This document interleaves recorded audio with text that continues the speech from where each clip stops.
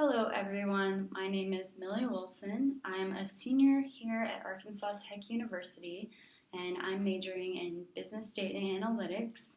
I'm really excited to talk to you all about what I learned in the simulation this semester on Globus and just talk a little bit about our mission statement and the strategy that we had in the beginning versus the strategy that we had in the end.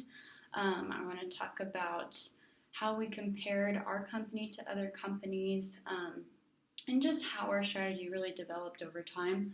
And then I want to talk a little bit about the things that I learned throughout this simulation and my biggest takeaways over the entire semester.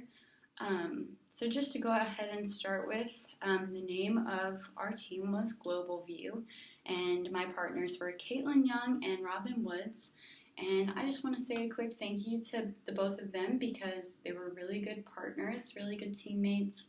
They were both very willing to spend extra time working on the simulation, really just to get optimal results. And I think that made this simulation a lot more enjoyable and a lot more of a learning experience for me personally.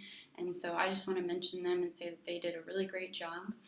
And so moving on, I just want to talk about our company a little bit and our strategies. So the name of our company was Global View, and our mission at Global View is to provide quality cameras and drones to all. We are dedicated to keeping our customers happy while helping them create memories that will last a lifetime. Whether our cameras are professionally or recreationally used, we guarantee that you'll be 100% guaranteed with your purchase. So moving on from our mission, which we tried to keep as a strong point throughout our entire simulation. In the beginning, we had a very loose structure, a very loose strategy. We didn't really know how the manipulation of the variables would affect our performance measures and our scores. So initially, we kind of were just, it was very trial by error. And so we would change things and we would see how that affected our performance scores. And so, like I said, a lot of our strategy initially was by trial and error. And so, but that being said, over time that led to a greater knowledge of how changing those things would affect our return on equity and our earnings per share. And so that trial and error really yielded a lot of knowledge for the simulation later on. So moving on, I want to talk about how we adopted the best cost strategy. So like I said, our mission was to provide our customers with high quality cameras and drones. And so we really wanted to enhance the product and give really high quality features of those cameras and drones for our customers.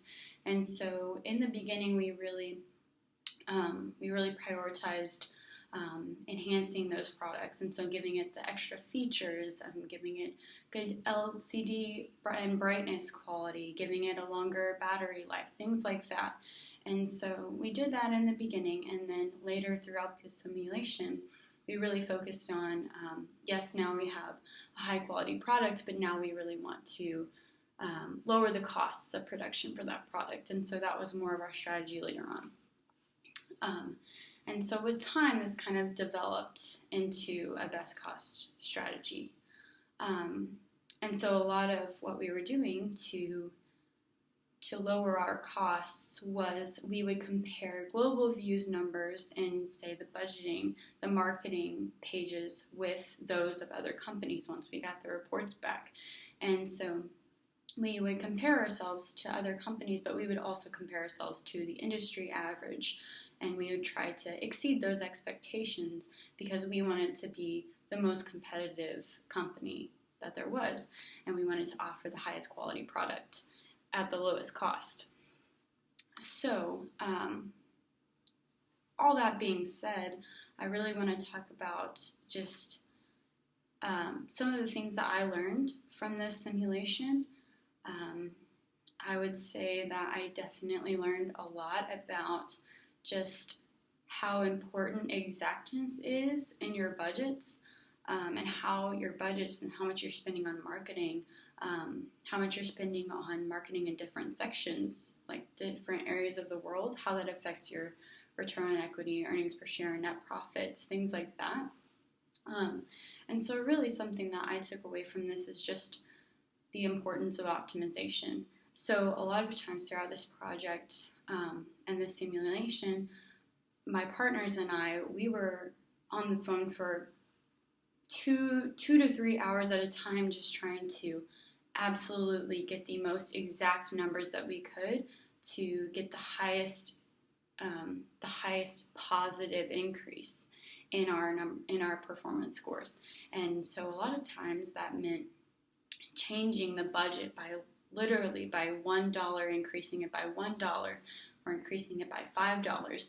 And sometimes that could make the difference between 5 cents more in your earnings per share as opposed to not making any more money. And so we really focused on optimizing a lot. And we did that also, like I said, by comparing our numbers with the numbers of other companies. And so that was definitely the biggest takeaway for me. Also, another thing that I learned was just how many variables go into trying to build your company, trying to expand your company. Another thing that we had to deal with a lot was satisfying the demand for our products.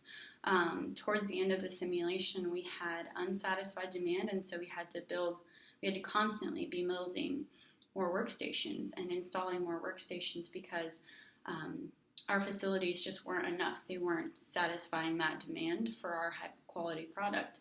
And so it was just important for us to keep an eye on that and to have that in mind whenever we were marketing and things like that. And then lastly, I just want to mention the special contracts page. That was something notable for me because I had never thought about how that would affect your performance scores before. We really prioritized that a lot in our simulation because regardless of everything else, if you offered a discounted contract to wholesale retailers, it always increased your performance scores. And so that's something throughout the entire simulation. Well, once we were offered that page, that's something that we did no matter what, because even if those contracts were declined, it still helped the company. And so just offering that was beneficial to us. And so I just want to say thank you for taking the time to listen today, and thank you for my partners. I had a great team, and thank you for listening. Have a good day.